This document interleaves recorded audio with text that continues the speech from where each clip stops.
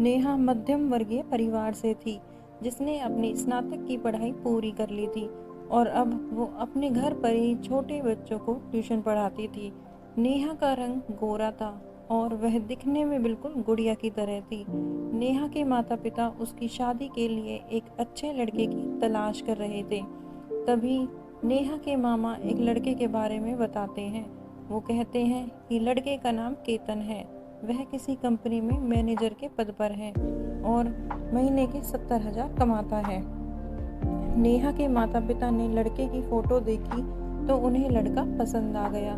जब नेहा की माँ ने नेहा को लड़के की तस्वीर दिखाई तो उसने कहा, जब आप दोनों को लड़का पसंद है तो मुझे भी पसंद है। अब लड़का और लड़की वालों के परिवार ने मिलकर शादी की तारीख तय कर दी।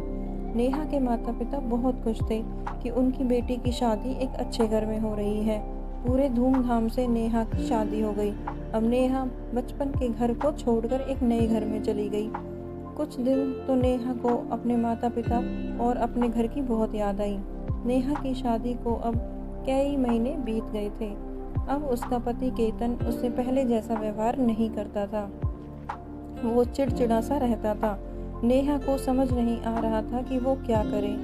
वो बस रोकर अपने दर्द को कम करने की कोशिश करती।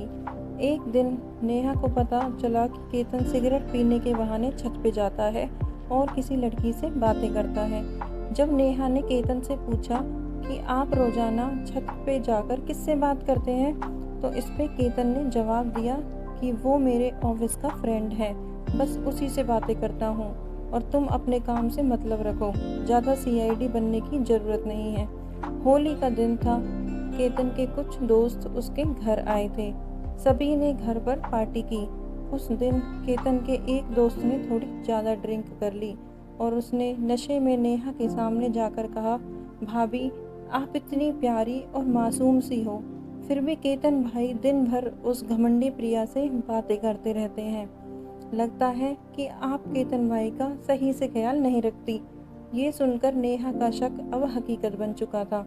अगली सुबह जब नेहा ने केतन से पूछा कि ये प्रिया कौन है और क्या लगती है आपकी, तो केतन ने नेहा पर चिल्लाते हुए कहा, मैं तुम्हें क्यों बताऊं। नेहा ने कहा, मैं बीवी हूँ आपकी। तो केतन ने कहा, देखो तुमसे पहले वो मेरे लाइफ में आई। तो नेहा ने कहा, फिर मुझसे शादी क्यों की तुमने।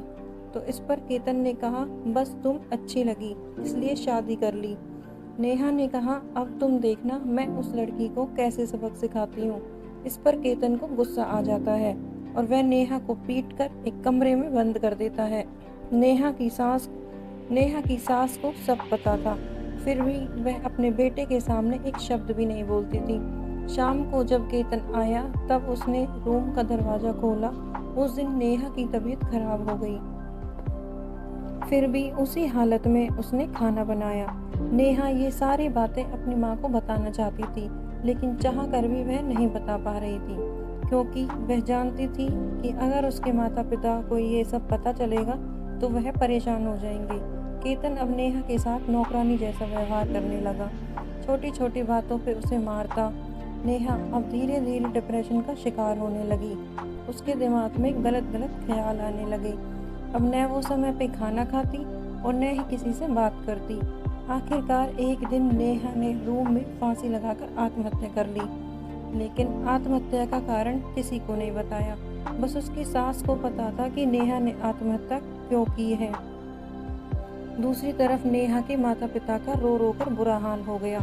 नेहा की मां ने पुलिस को आत्महत्या का कारण उसके ससुराल वालों को बताया। पुलिस केतन और उसके माता पिता को ले गई, लेकिन पैसों के दम पर कुछ ही दिनों में केतन और उसके माता पिता जेल से छूट गए। जीवन में अक्सर अच्छा दिखने वाला इंसान अच्छा नहीं होता। उसके अंदर कहीं न कहीं बुराई छुपी होती है और वही बुराई किसी की जिंदगी को बर्बाद कर देती है। कुछ ऐसा ही नेहा के साथ हुआ। तो कैसी लगी आपको ये कहानी? कमेंट बॉक्स में अपनी राय जरूर दें।